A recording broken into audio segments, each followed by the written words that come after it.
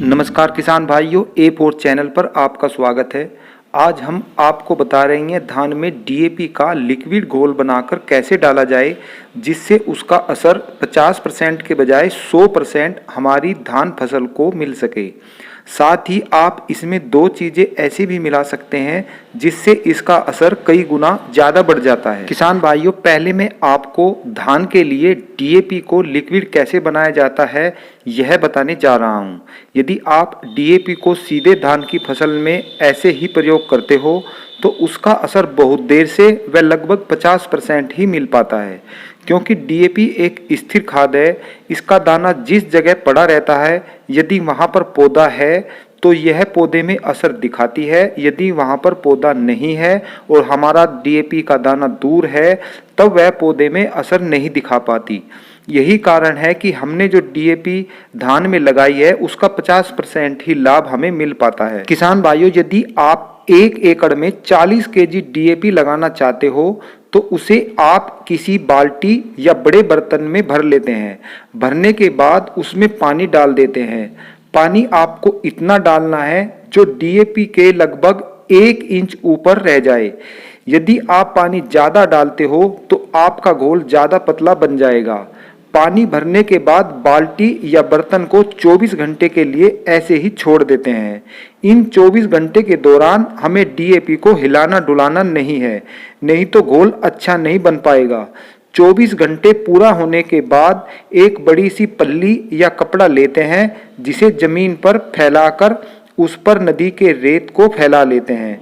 रेत इतना फैलाते हैं जिसमें हमारे द्वारा बनाया गया DAP का घोल पूरी तरह से मिल जाए।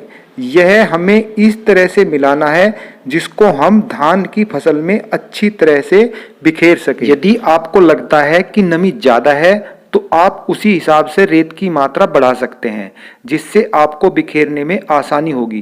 किसान भाइयों, इस लिक्विड घोल को जब आप धान की फसल में बिखेरते हो तो यह तुरंत असर दिखाएगी व इसका 100% भाग हमारे पौधों तक पहुंच जाएगा।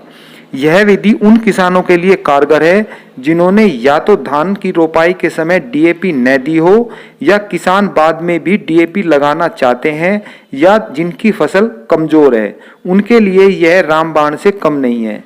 किसान भाइयों, यदि आप DAP का असर ज़्यादा करना चाहते हो तो इसमें आप 25 kg सरसों की खली व 25 kg नीम की खली, इन दोनों को भी इसी तरह भिगोकर DAP के साथ मिलाकर धान की फसल में डाल सकते हैं। ये दोनों ही घोल आपको रोपाई के 20 से 40 दिन के बीच में डालना है, जब इसका रिजल्ट बहुत अच्छा आएगा, क्योंकि यह धान का वह समय होता है जब विकास तेजी के साथ करती है और इसमें टेलरिंग भी इसी समय ज़्यादा होती है। किसान भाइयों, इस विधि को अपनाने में आपकी मेहनत कुछ ज़्यादा लगेगी, लेकिन यदि आप इसे अपनाते हैं तो आपकी धान की फसल में कल्ले ज़्यादा बनेंगे, बालियाँ ज़्यादा लंबी आएंगी और आपकी फसल भी ज़्यादा बढ़ोतरी कर सकेगी और आपकी उपज में भी बढ़ोतरी होगी।